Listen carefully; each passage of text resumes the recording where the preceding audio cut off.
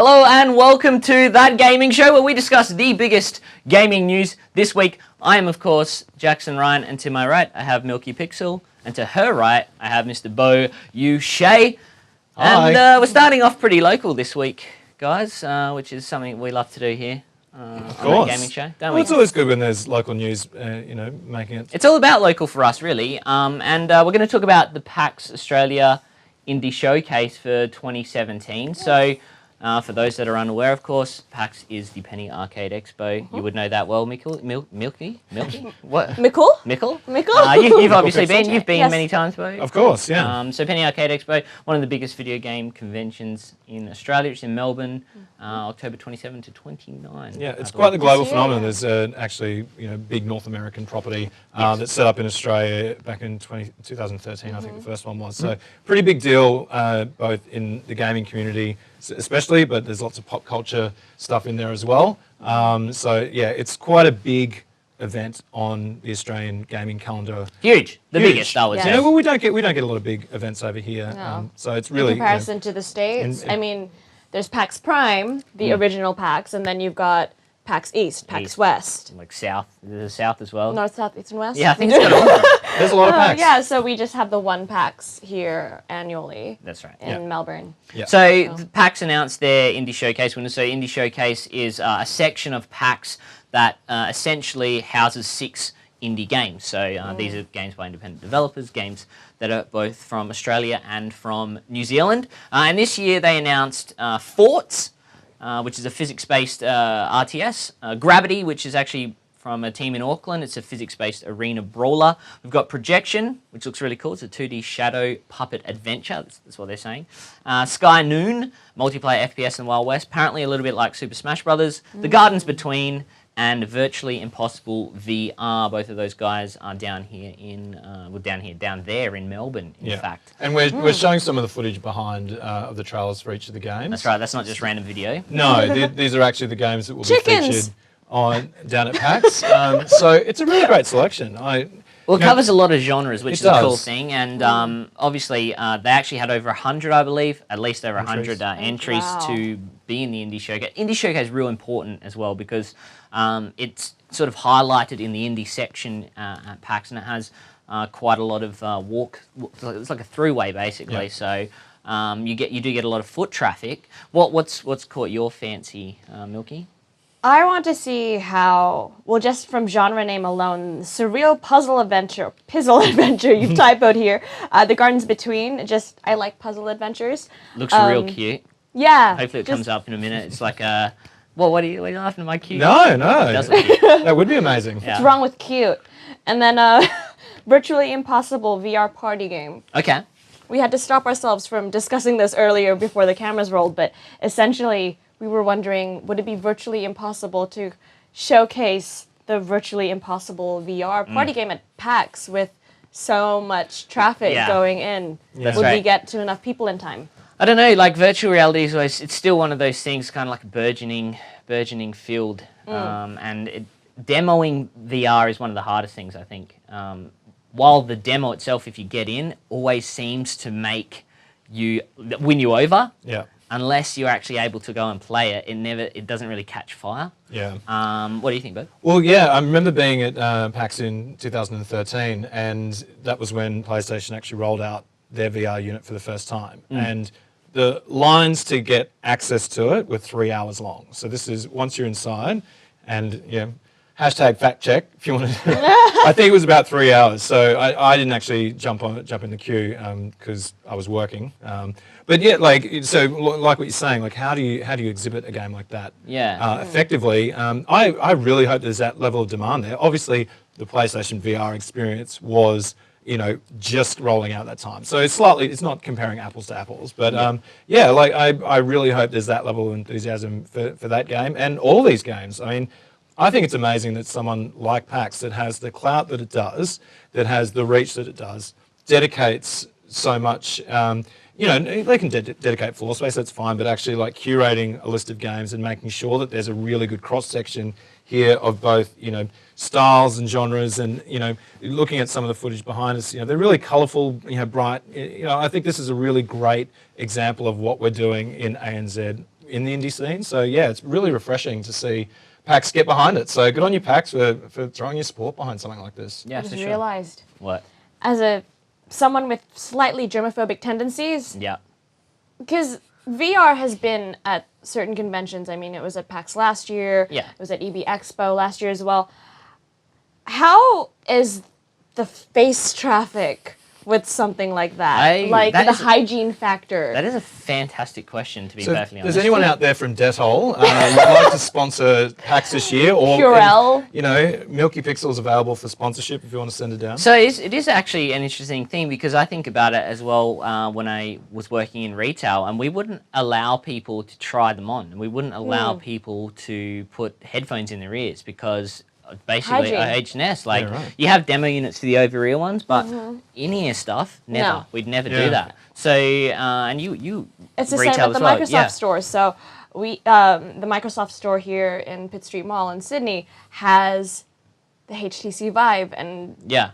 the demo, and we have the alcoholic wipes and everything. Yeah. And I'm constantly, Yeah. like, after every single person, just practically wasting not wasting the wipes, but going through wipes like crazy, making sure it's sanitary for the next person. Yeah, I mean that's virtually impossible VR. So that's Yeah. just one of the six Yeah. games, of course. Yeah. So not There to are take anything away others from the other guys. showcase. Forts, Yeah. Forts I've seen a couple of times. Yeah.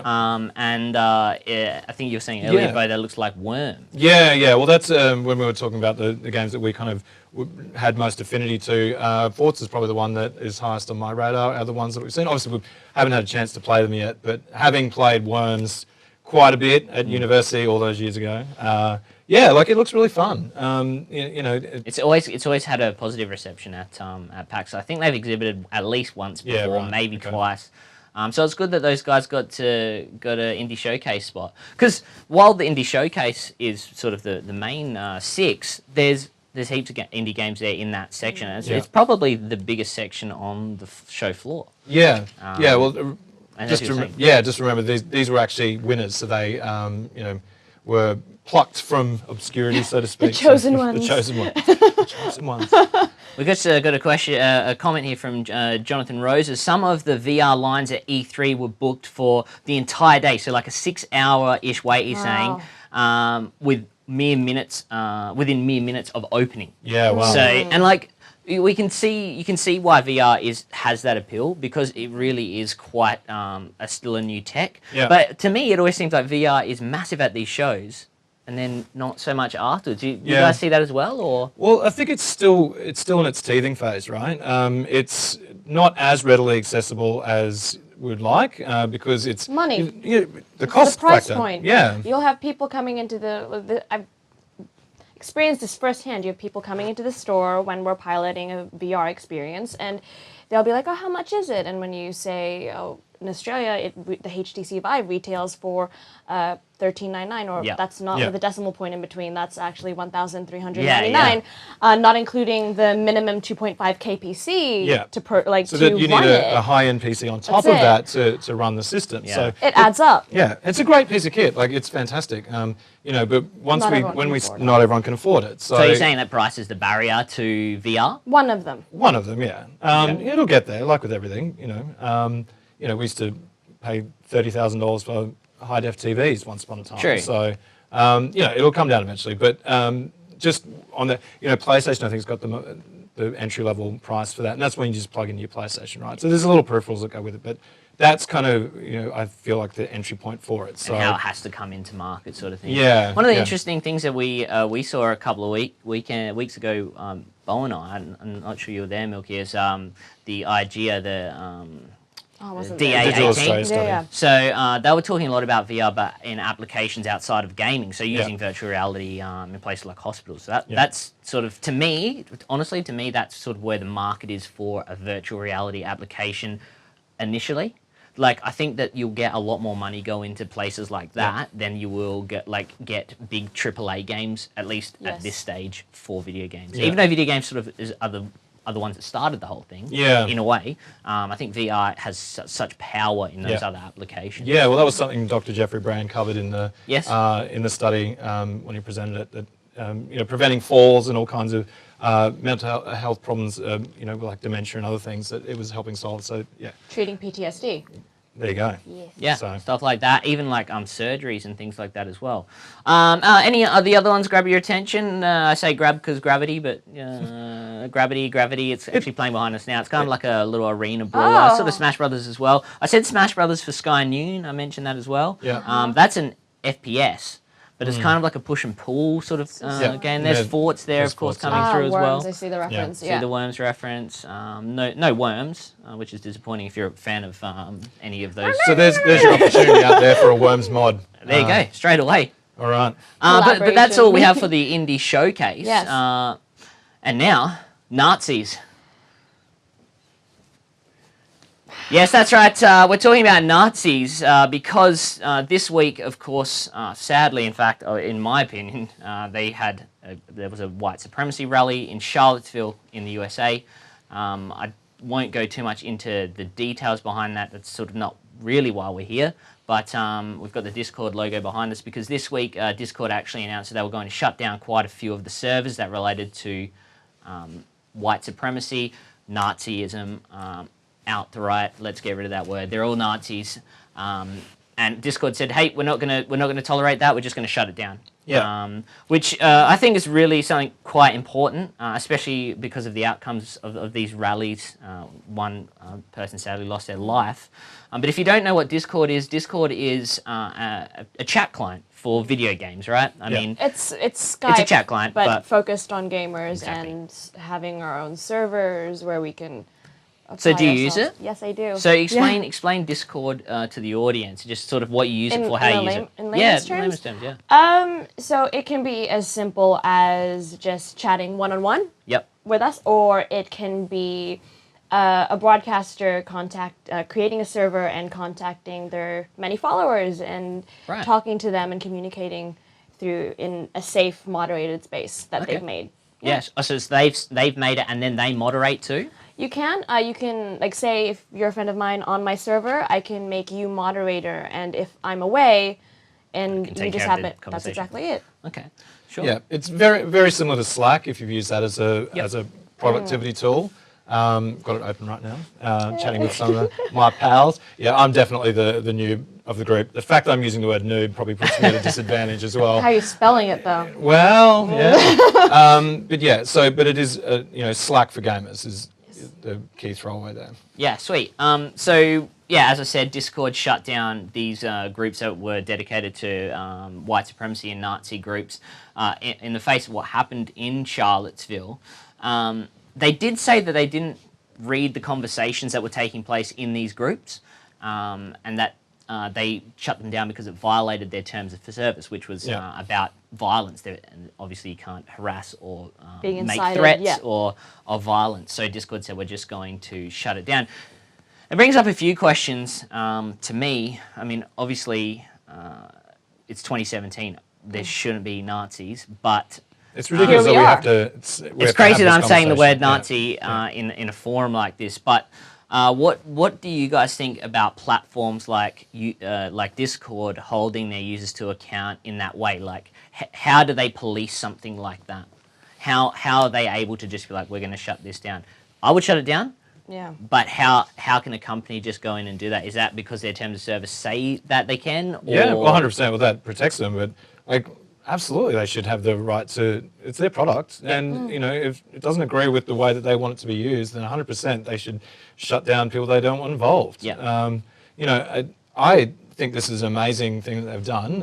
I commend them for it, and I think that other social platforms should be taking lead from this and following their lead. I mean, doing the exact same thing. Absolutely. And I think that's what I was kind of getting at, is because places like Facebook and Twitter All the groups under the sun. are Yeah. notorious for not shutting down, they're notorious Yeah. for running the freedom of speech line and not shutting down groups such as these. But Discord's just straight up Well- said, we're not doing it. Well, where does freedom of speech have its line blurred Absolutely. to inciting violence, Yeah. inciting Well, hate? Hate speech. It's their environment, though. So it's like, freedom of speech, whatever. Like, On this is our Facebook, platform. But yeah. in saying, in the comparison of the social media channels, social media Yeah. companies, with Facebook, it's linked to your account. And it's, on my Facebook account, it is Bo Uche. Yeah. And you can see who my mum is and you can see who my siblings are. Because there was a few years back, Alana Pierce from IGN, before she joined IGN, was in a situation where someone had attacked her on Facebook. Oh, yeah, and yeah. she was like, well, I can see your name, contacted the kid's mother and showed his mum what he'd said to her, which was, This I was won't repeat it actually here. recent. Wasn't this? Oh, it resurfaced recently. I think it's one of Yeah. those things that Yeah. does a spiral because, well, this is the thing, like, nothing ha- seems to change. No. Especially in these sort of... Sorry, all I was saying is that with Twitter and with Discord and similar platforms, You're held you're accountable. anonymous. Oh, with So, Facebook, but with Facebook, Discord, you're not anonymous. Yeah. With Discord, you are. You create a handle. On Twitter, you can Your be an egg alias. and you can call it whatever you want. Yeah. Well, People I'm don't know who Milky you are. Pixel, Yeah. but everyone also knows my real name, Perlin Revolution. It's not something I hide, but for all intents and purposes, on platforms like Discord, Twitter, You're I'm someone Milky else. Pixel. On Facebook, I have both. Yeah. I get a question here. Yeah. Given that violence has always been in video games historically, do you find that this might be just a political knee-jerk reaction? These guys are like, well, we're going to distance ourselves from that kind of argument as well. Oh, no. I don't think it's a knee jerk. I think it's everyone has an opinion on Nazis. Yeah. Like, everyone has an opinion on Well, Nazis. I don't even think that there should be more than one. But But like, How either- many sides? nobody's going, oh, well, they're all right. Like, no, like, either you support them or you're against them. Yeah. Like, it's a very black and white subject. Yeah. So I don't think it's, related to violence in games at all, which has been, there's many, many studies out there refuting the connections between violence in games and violence, and we know that, and there's plenty of research out there to disprove that. But yeah, no, this is because Nazis are fucking terrible. yeah. Like, they deserve to be shut down. So yeah, Like, no race And is better than another.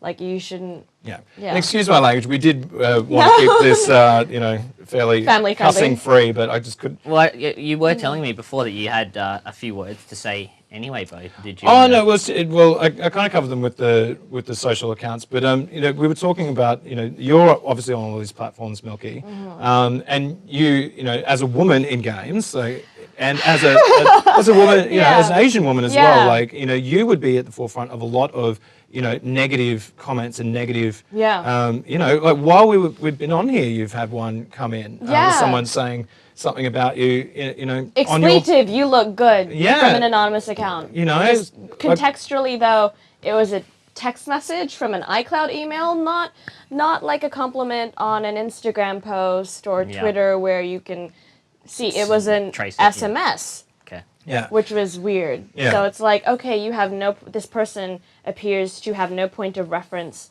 of what they're saying I look good of. It's just, oh, here's a Yeah. Yeah. freaky comment. Yeah. It's kind of weird. About your looks. Yeah, but it's very common for women online and women in media, especially like Yeah. getting.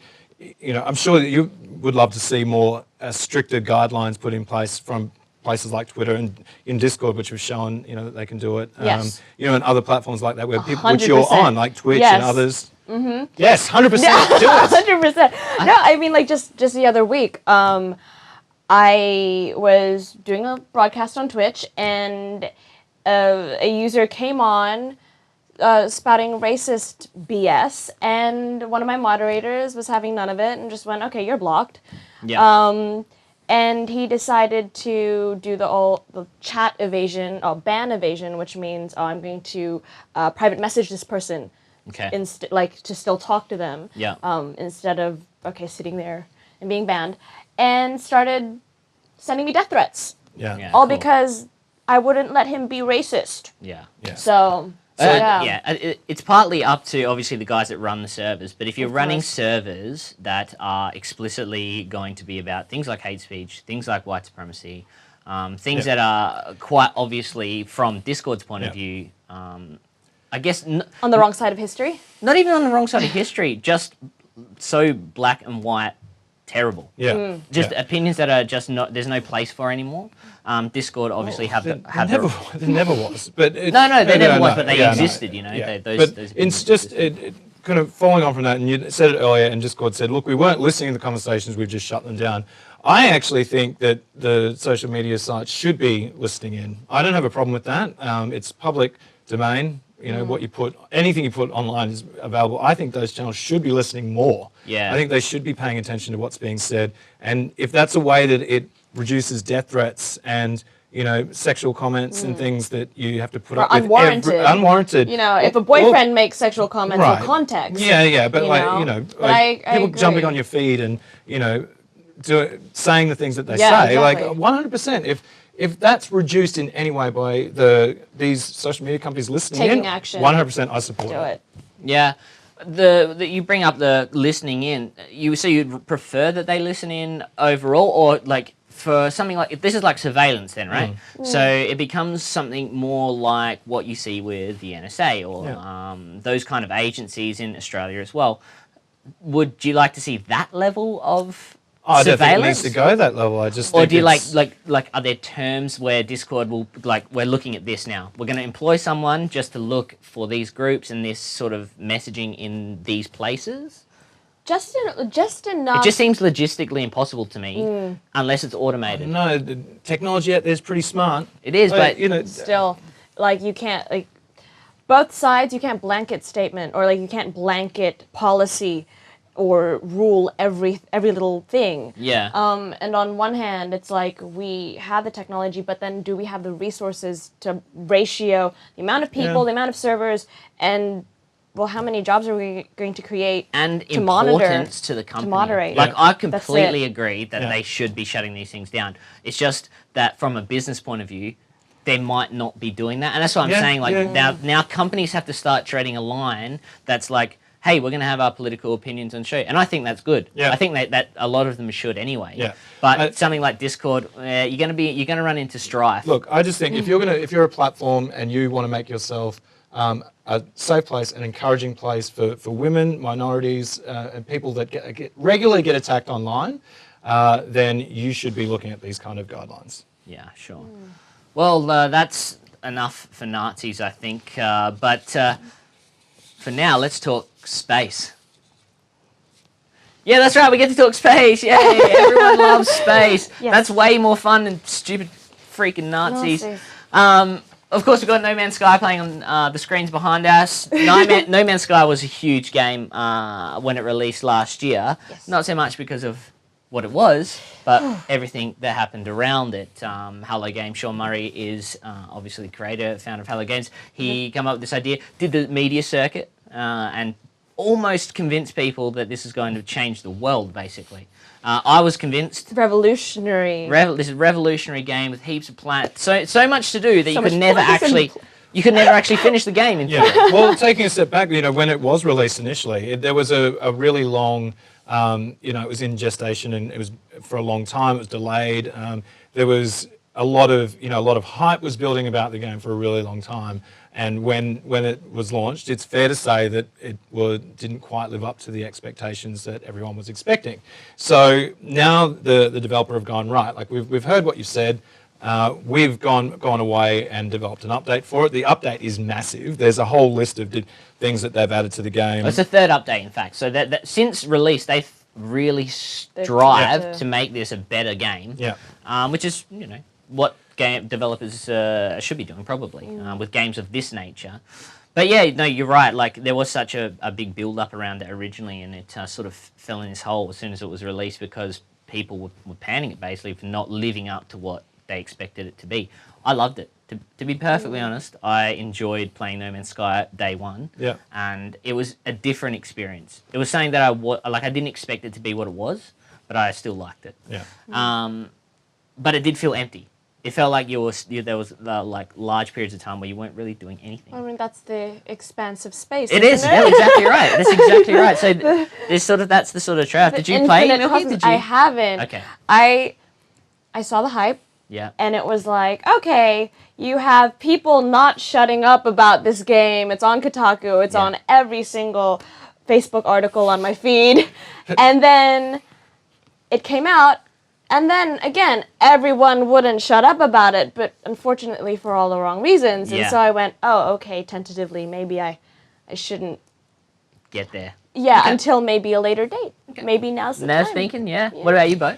Yeah, I didn't play it either, and for similar reasons as what Milky just covered, but mainly because I just felt it was really daunting. Without any clear narrative and without kind of objectives, and that kind of, not that I play games for those reasons, but I'm a very RPG guy. That's my bag. So I love the idea. I thought it was interesting.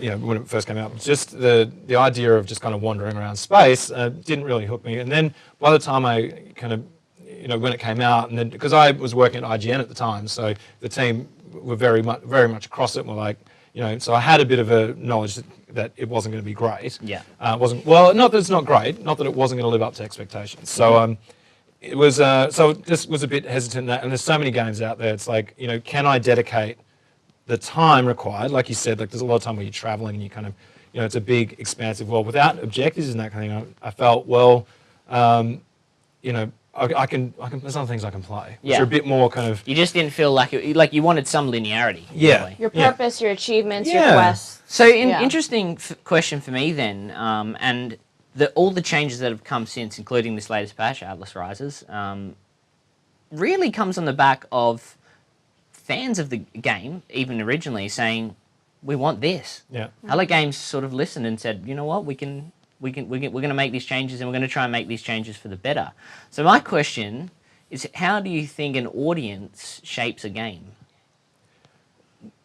Pre-release, it's difficult. Post-release, it's sales. You know, like if people aren't buying it, then they're going to listen. Follow the money. Again, Follow the money, it's always it's gonna a do that. theme. Yeah, it is. I think they, you know, I'm two-pronged approach on this. Like, as you know, yes, you should listen to the audience because they're your customers, right? But also, as a creative, you've got to make it to your vision.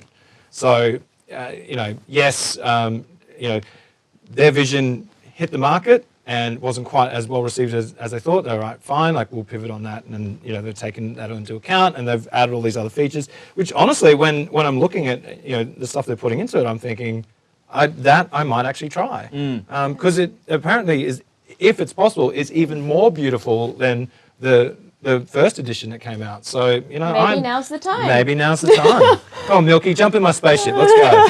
Do you think there's like an audience should shape a game like this? Like, Bo's basically saying that it's money, but do you think that an audience can say from day one, be like, look, this isn't up to scratch. I've got it, but you need to do this, or I'm not Context. going to come into the game. Do you know what I mean? You've known me for like how long? You know I'm all about context. Yeah, so yeah, right. In a game like this, where the developers were open and receptive to that, and it was a game where you had this massive expanse of like, what do you do? Yeah. Right? I think in the context of this specific game, it was needed. Yeah. Right? But for a game like, I mean, if you wanted to look at Assassin's Creed Unity when Okay. that came out, We'll look at look, decent game, but the fans wanted it now, and well, okay, They shipped it, it was developers broken. they shipped it like, okay, here, but it wasn't ready because the fans demanded it. That's Yeah. an example of like the opposite. You shouldn't listen. You should be like, y'all can wait. We're going Y'all can wait. Y'all can wait. Hold yourselves. Yeah. Right? Until the game is ready. Yeah, And because that's then been when a the updates came out, yeah, it was that's been fine. quite a contentious issue in the last few years.